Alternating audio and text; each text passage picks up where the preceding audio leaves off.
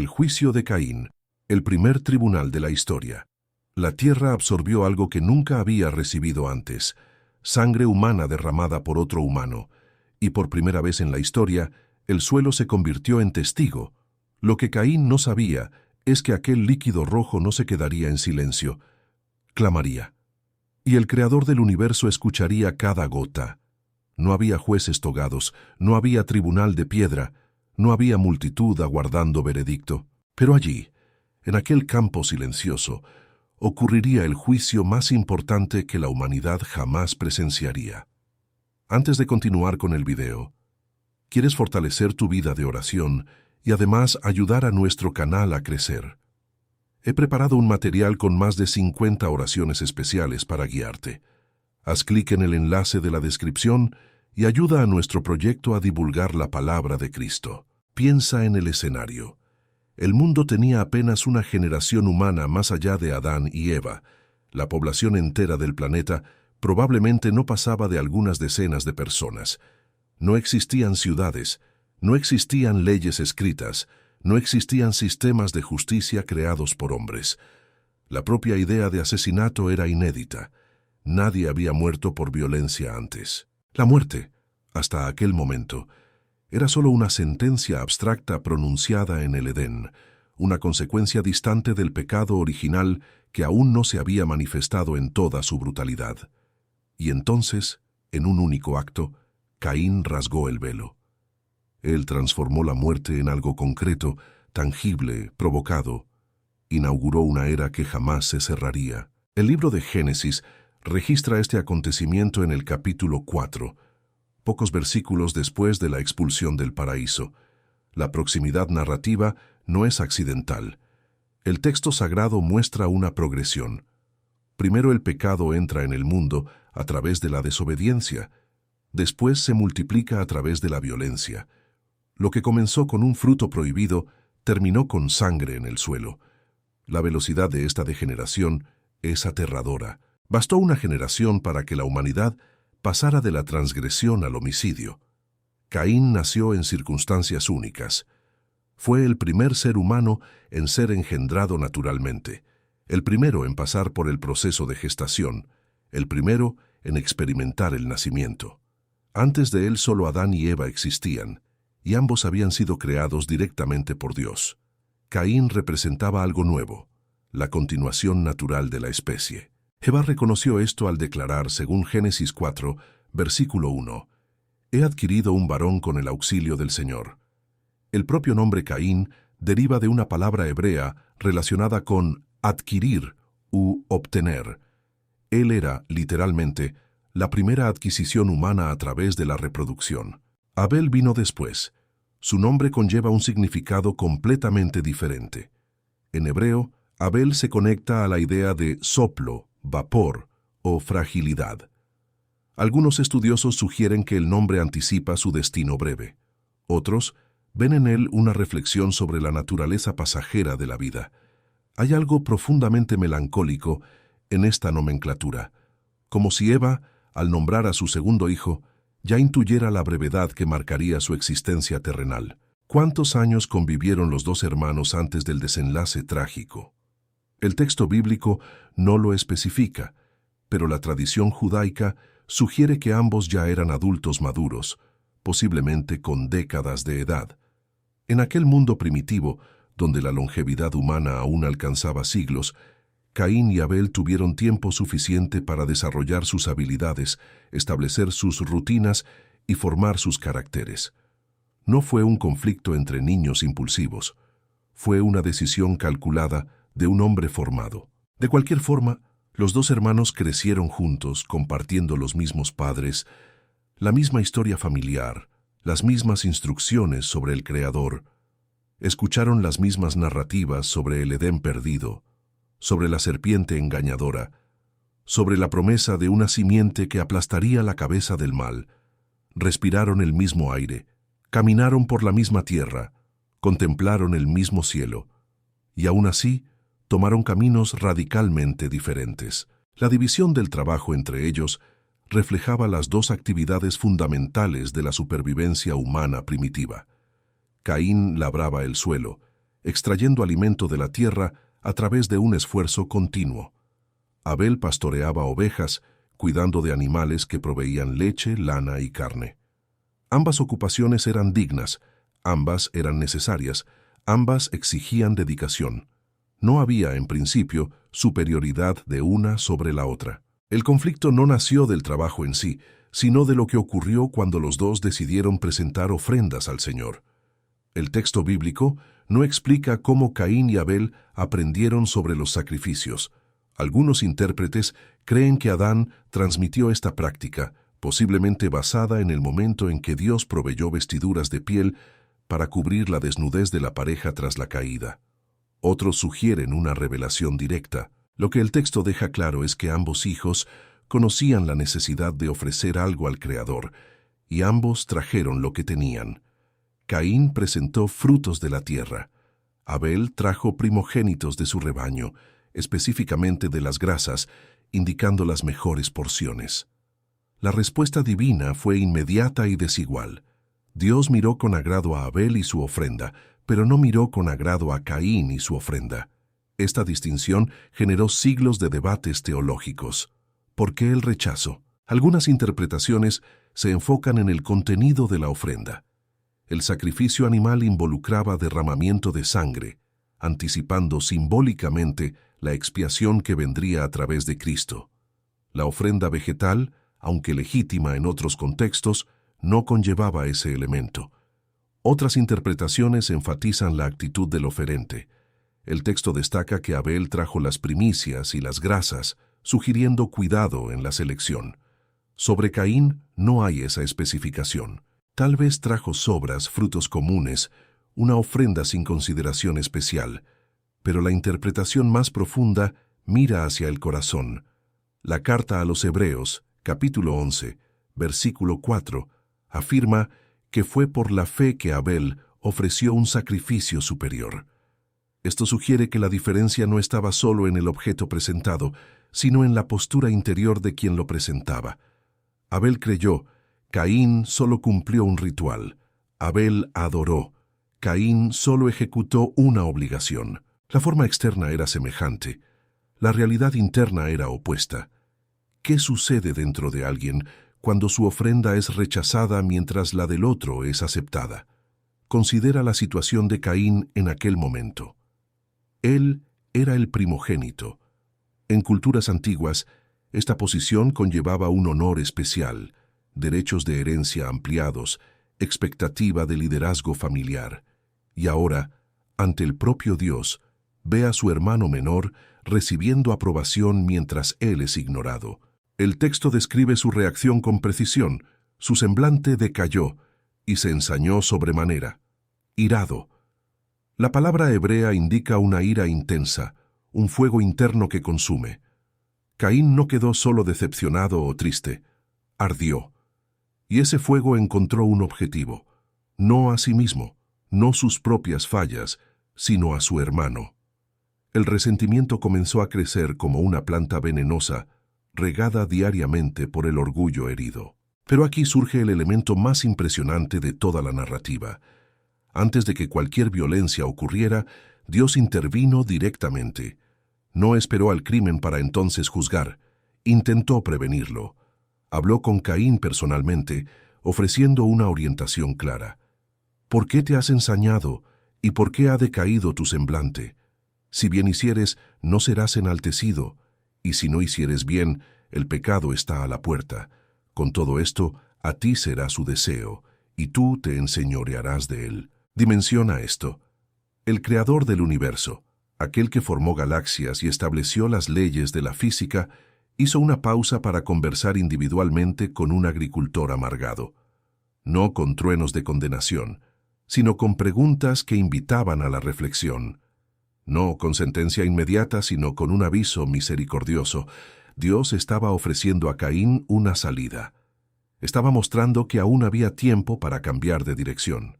Estaba revelando que el pecado era como un depredador agazapado a la puerta, listo para atacar, pero que podía ser dominado. La imagen es extraordinaria. El pecado personificado como una fiera al acecho, esperando el momento de vulnerabilidad para saltar. Y el ser humano, incluso después de la caída, aún capaz de resistir, aún dotado de capacidad moral para elegir el bien. Caín no era una víctima indefensa de impulsos incontrolables, tenía agencia, tenía aviso, tenía elección, y eligió ignorarlo todo. El texto siguiente es breve y devastador. Y dijo Caín a su hermano Abel: «Salgamos al campo». Y aconteció que, estando ellos en el campo, Caín se levantó contra su hermano Abel y lo mató. No hay detalles sobre el arma utilizada, no hay descripción del método, no hay registro de las últimas palabras de Abel o de los pensamientos finales de Caín antes del acto.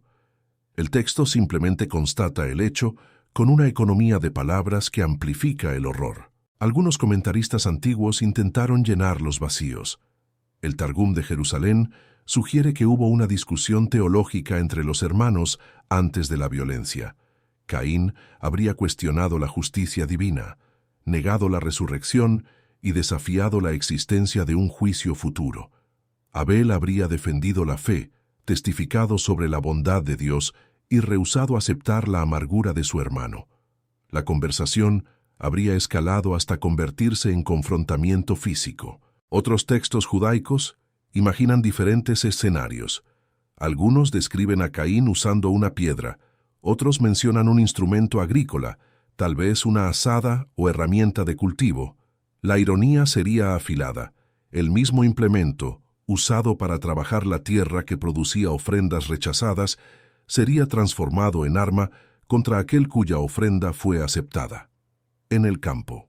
El lugar elegido no fue accidental. Caín llevó a Abel lejos, a un espacio abierto donde no habría interrupciones. Fue un acto calculado, no un impulso momentáneo de furia descontrolada. Hubo planificación, hubo invitación, hubo desplazamiento hasta el lugar adecuado, y entonces hubo ejecución. La primera muerte violenta de la historia ocurrió entre hermanos. No entre enemigos de tribus rivales, no entre extraños disputando recursos, no entre naciones en guerra. Ocurrió dentro del núcleo más íntimo posible, la familia. Y más que eso, ocurrió motivada no por necesidad de supervivencia, sino por envidia espiritual. Caín no mató a Abel por comida, territorio o autodefensa.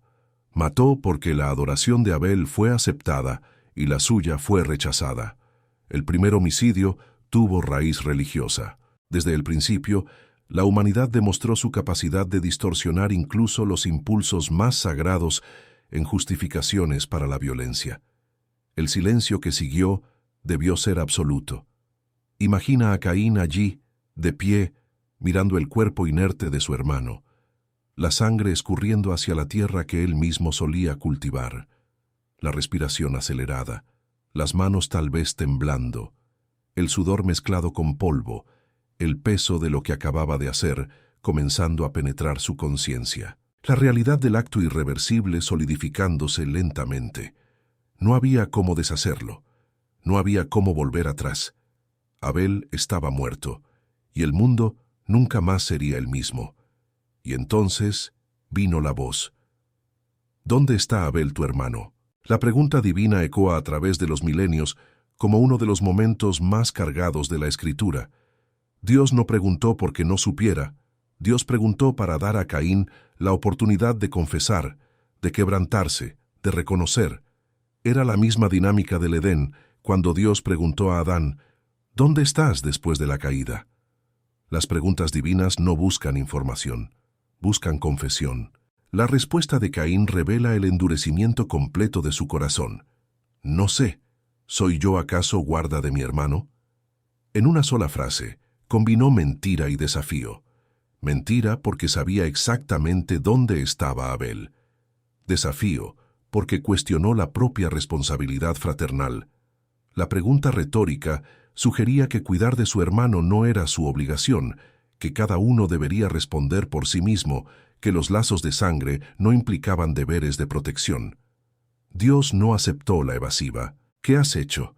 La voz de la sangre de tu hermano clama a mí desde la tierra. La imagen es poéticamente brutal.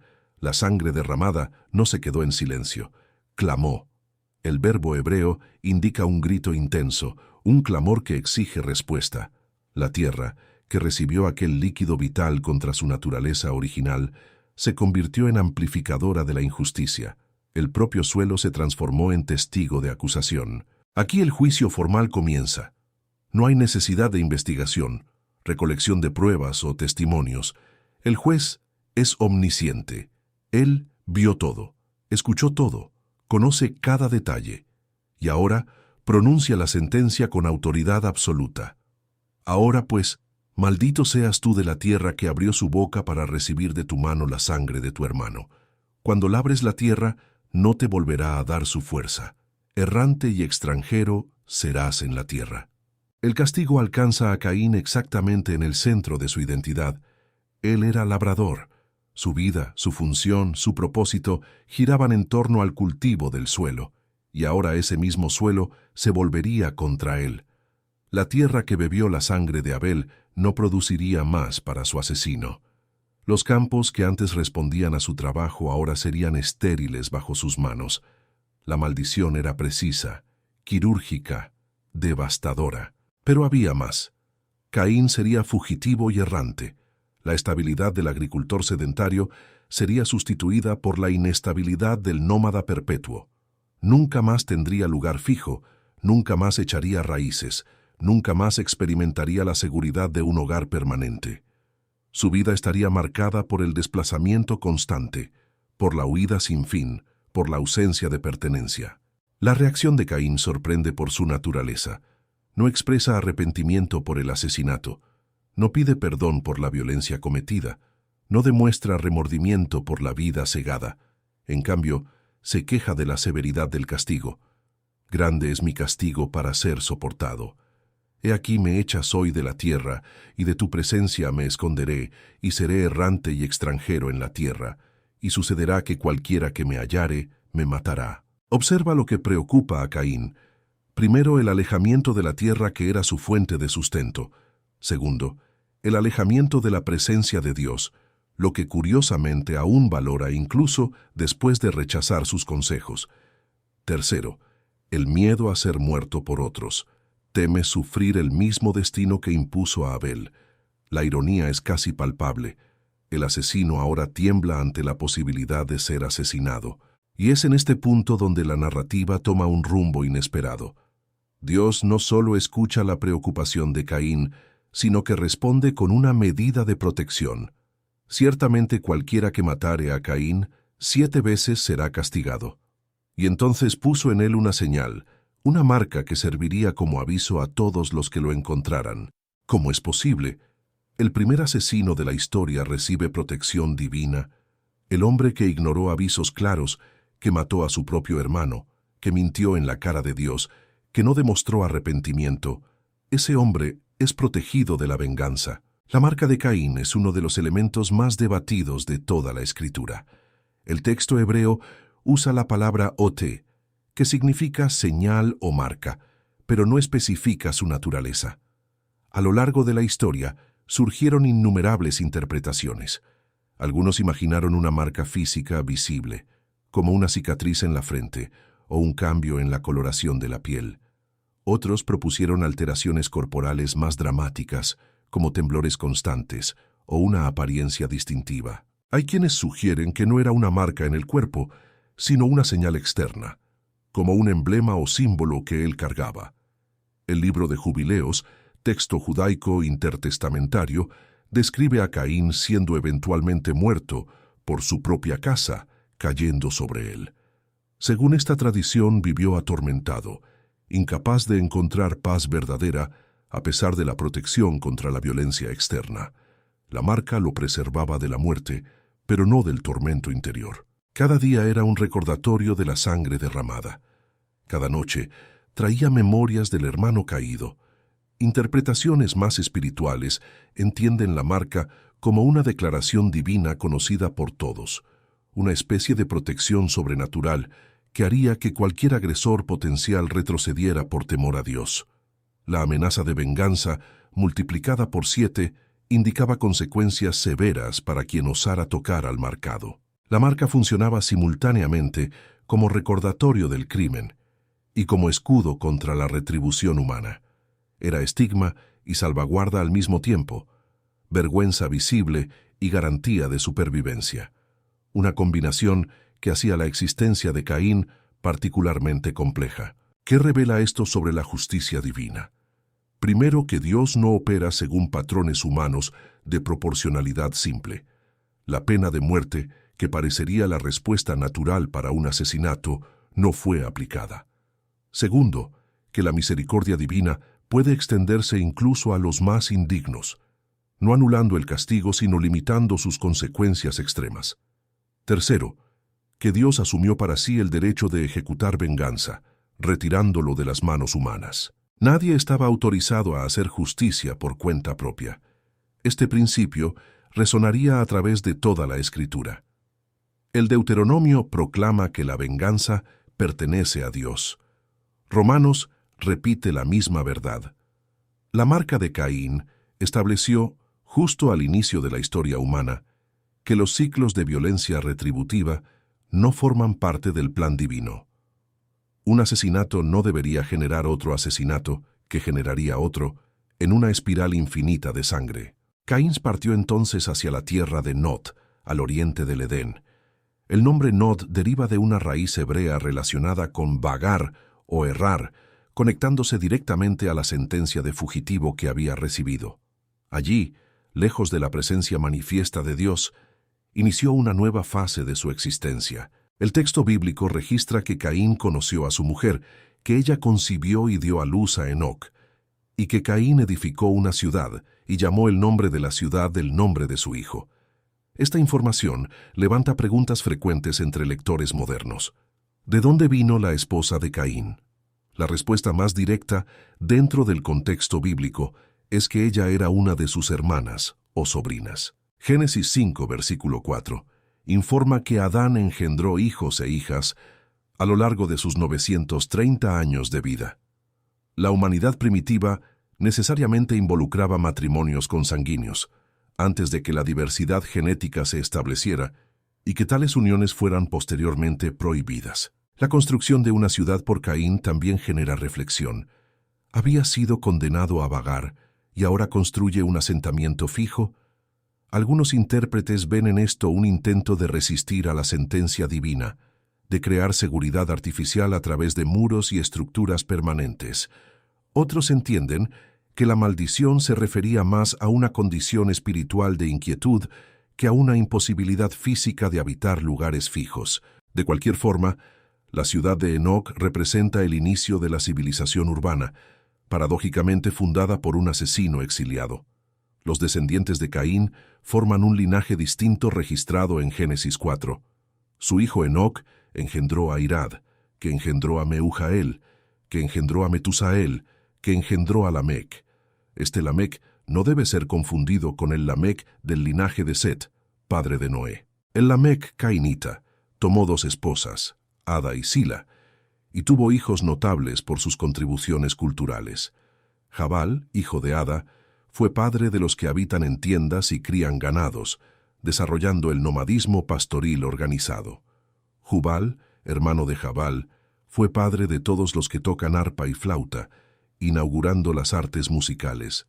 Tubal Caín, hijo de Sila, fue artífice de toda obra de bronce y de hierro, estableciendo la metalurgia. Su hermana Naamá también es mencionada, aunque su contribución específica no se detalla.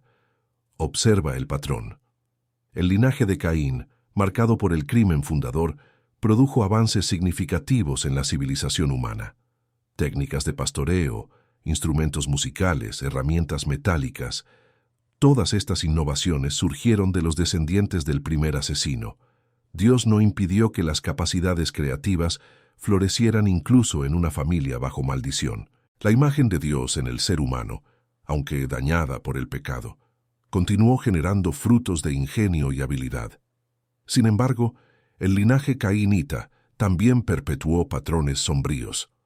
Lamec compuso un cántico de violencia para sus esposas, jactándose de haber matado a un varón por su herida y a un joven por su golpe. Invocó la marca de Caín, declarando que si Caín sería vengado 7 veces, él, Lamec, lo sería 70 veces 7. La escalada es perturbadora. Lo que comenzó como protección divina misericordiosa se transformó en justificación para la violencia ampliada. El orgullo asesino pasó de generación en generación, intensificándose en cada iteración. Mientras tanto, otro linaje se desarrollaba. Génesis 4 registra que Adán y Eva tuvieron otro hijo llamado Set, nacido después de la muerte de Abel. Eva reconoció en él una sustitución divina. Dios me ha sustituido otra simiente en lugar de Abel, a quien mató Caín. De Set vino Enós, en cuyos días los hombres comenzaron a invocar el nombre de Jehová. El linaje setita preservó la adoración verdadera, manteniendo encendida la llama de la fe en medio de un mundo que se corrompía rápidamente. Los dos linajes, cainita y setita, representan dos caminos distintos de la humanidad primitiva. Uno marcado por el alejamiento de Dios, por la violencia celebrada, por el progreso material sin ancla espiritual. Otro marcado por la continuidad de la fe, por la invocación del nombre divino, por la transmisión de la esperanza mesiánica. Estas líneas eventualmente se cruzarían de formas trágicas, como indica Génesis 6, contribuyendo a la corrupción universal que resultaría en el diluvio. El contraste es instructivo. Los cainitas construyeron ciudades, desarrollaron tecnologías, crearon artes, pero también multiplicaron la violencia y celebraron el orgullo. Los setitas mantuvieron la sencillez, preservaron la adoración, transmitieron la promesa mesiánica. De Set vendría todo el linaje que culminaría en Noé, y de Noé en Abraham, y de Abraham en David, y de David en el propio Cristo. La línea despreciada cargaba la simiente de la redención. La línea gloriosa a los ojos humanos terminaría sumergida en las aguas del juicio. Esto levanta una pregunta incómoda. ¿Qué importa realmente a los ojos de Dios? ¿Realizaciones visibles o fidelidad invisible? ¿Progreso mensurable o adoración genuina? El mundo celebra a los constructores de ciudades. Dios preserva a los invocadores de su nombre. Las prioridades raramente coinciden. Pero el juicio de Caín continúa resonando a través de los siglos no solo como registro histórico, sino como paradigma teológico. Cada elemento de la narrativa conlleva un significado que trasciende su contexto inmediato. La ofrenda rechazada enseña que Dios no acepta cualquier cosa, de cualquier modo, con cualquier corazón. La adoración verdadera requiere sinceridad interior, no solo conformidad exterior. Los rituales vacíos, por más correctos que sean en su forma, son insuficientes ante aquel que sondea los corazones. El aviso divino demuestra que Dios no desea la destrucción del pecador, sino su transformación. Incluso ante el corazón endurecido de Caín, hubo oferta de orientación, oportunidad de arrepentimiento, posibilidad de cambiar el rumbo. La puerta estaba abierta hasta el último momento antes del crimen. El pecado como depredador a la puerta revela la naturaleza de la tentación. No invade sin aviso. Se posiciona, espera, observa, y el ser humano tiene la responsabilidad de resistir, de dominar, de no abrir la puerta. La capacidad moral sobrevivió a la caída, aunque debilitada. La sangre que clama establece que las injusticias no pasan desapercibidas.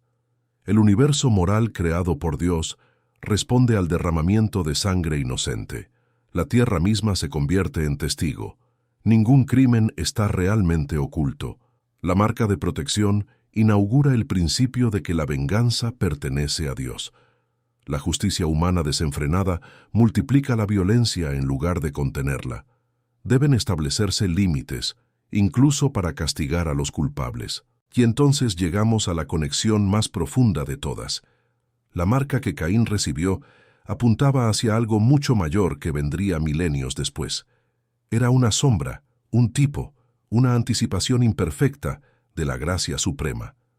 Toda la narrativa de Génesis 4 funciona como preludio para el Evangelio, que sería plenamente revelado solo siglos más tarde. Piensa en el paralelo. Caín era culpable de sangre inocente. La humanidad entera es culpable de la sangre de Cristo, el inocente perfecto. Caín merecía la muerte, pero recibió una marca de protección. La humanidad merece condenación eterna, pero recibe la señal del bautismo y la cobertura de la sangre del Cordero. Caín fue preservado para vivir incluso bajo maldición. El pecador es preservado para vivir eternamente por la gracia, aun habiendo sido maldecido por el pecado. Juan, en su primera carta, capítulo 3, versículos 11 y 12, usa a Caín como ejemplo negativo. Porque este es el mensaje que habéis oído desde el principio, que nos amemos unos a otros, no como Caín, que era del maligno y mató a su hermano. El apóstol identifica la raíz del problema. Caín pertenecía al maligno, sus obras eran malas, odió a su hermano porque las obras de éste eran justas. El asesinato fue la manifestación externa de una realidad espiritual interna. La diferencia está en el sacrificio. Abel ofreció un cordero, y su sangre apuntaba proféticamente hacia el Cordero de Dios que quita el pecado del mundo. Jesús se convirtió simultáneamente en el Abel perfecto, cuya sangre inocente fue derramada, y en la ofrenda perfecta que Caín jamás logró presentar. En la cruz, la sangre divina clamó desde la tierra, no por venganza, sino por perdón. Hebreos 12, versículo 24, afirma que la sangre de Jesús habla cosas superiores a la de Abel. Mientras la sangre de Abel clamaba por justicia, la sangre de Cristo proclama reconciliación. La marca de Caín protegía a un culpable de la muerte física temporal. La marca de la cruz protege a culpables de la muerte espiritual eterna. La señal en el primer asesino era externa y visible para intimidación. La señal en los redimidos es interna y espiritual, sellándolos para el día de la redención. Lo que era mera preservación en Caín se convierte en transformación completa en Cristo. El asesino continuó siendo asesino, solo que protegido. El pecador cubierto por la gracia se convierte en nueva criatura, justificado, adoptado, heredero. El juicio de Caín, por lo tanto, no termina en Génesis 4. Se completa en el Gólgota. La pregunta, ¿dónde está tu hermano?, encuentra respuesta final en Padre, perdónalos, porque no saben lo que hacen. La maldición del suelo estéril es revertida en la promesa de que aquellos que creen nunca más tendrán hambre ni sed. La condición de fugitivo errante es transformada en la ciudadanía celestial, en el hogar eterno preparado por el propio Hijo. Cuando miras la historia de Caín, ¿qué ves? Tal vez veas a un monstruo distante, alguien tan diferente de ti que su narrativa parece irreal. Pero considera con honestidad, ¿cuántas veces tu ofrenda fue motivada por obligación vacía en lugar de adoración genuina? ¿Cuántas veces el éxito de otro generó en ti no celebración, sino resentimiento? ¿Cuántas veces ignoraste avisos claros sobre pecados a la puerta, eligiendo alimentar a la fiera en lugar de dominarla? ¿Cuántas veces mentiste al ser confrontado, evadiendo la responsabilidad en lugar de confesar? Caín no es solo un personaje antiguo, es un espejo. La diferencia entre Caín y aquellos que son salvos no está en la naturaleza del corazón, igualmente inclinado al mal. Está en la respuesta al convite divino. Caín escuchó el aviso e ignoró. Escuchó la pregunta y mintió. Escuchó la sentencia y se quejó. Nunca, en ningún momento, se quebrantó en arrepentimiento. Cayó en confesión, clamó por misericordia transformadora. La marca que recibió lo mantuvo vivo, pero no lo cambió por dentro. La marca que Cristo ofrece no solo preserva, sino que recrea. La sangre del nuevo pacto no clama por venganza contra el pecador, sino que ofrece perdón al pecador arrepentido. La justicia fue satisfecha en la cruz para que la misericordia pudiera fluir sin comprometer la santidad divina. El primer tribunal de la historia terminó con un culpable vivo y marcado, vagando por la tierra hasta que la muerte natural llegara.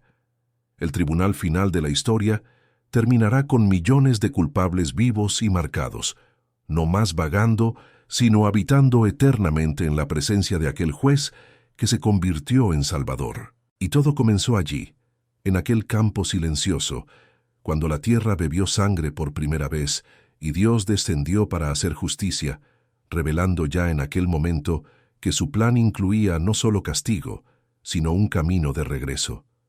La marca de Caín era solo una sombra. La cruz de Cristo es la realidad plena. La sangre aún clama, pero ahora clama reconciliación. Para ayudarnos a continuar produciendo estos documentales e historias bíblicas, considera adquirir nuestro ebook con más de 50 oraciones. Es una forma de bendecir este proyecto y al mismo tiempo tener una guía espiritual para tu caminar. El enlace para asegurar el tuyo está en la descripción. Hasta el próximo video.